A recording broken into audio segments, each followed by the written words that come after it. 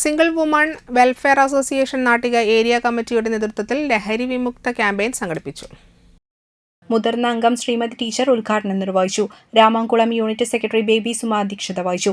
Civil excise officer PA Afsal മുഖ്യ വിഷയാവതരണം നടത്തി.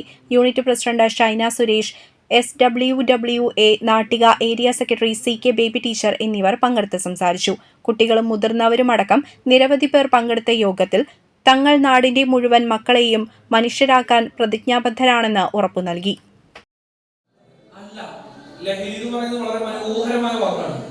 ജീവിതത്തിനോടൊക്കെ നമുക്ക് നല്ല ലഹരി ഉണ്ടെങ്കിലാണ് നമുക്ക് ജീവിക്കാൻ പറ്റുള്ളൂ. മനസ്സിലായോ? ജീവിതം ആസ്വദിച്ച് മുന്നോട്ട് പോകണമെങ്കിൽ ജീവിതത്തിനോട് നമുക്ക് എന്തുണ്ടായിരിക്കണം?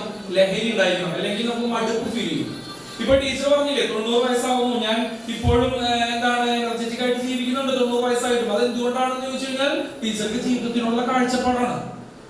നേരെ മറിച്ച് നമുക്ക് തോന്നുകയാണ് ഇനി എന്താണ് ജീവിച്ചിട്ട് എന്നുള്ള ചിന്താഗതി ഏത് പ്രായത്തിൽ വന്നു കഴിഞ്ഞാലും നമുക്ക് ജീവിതം അവിടെ സ്റ്റക്ക് ആവും, അല്ലെ?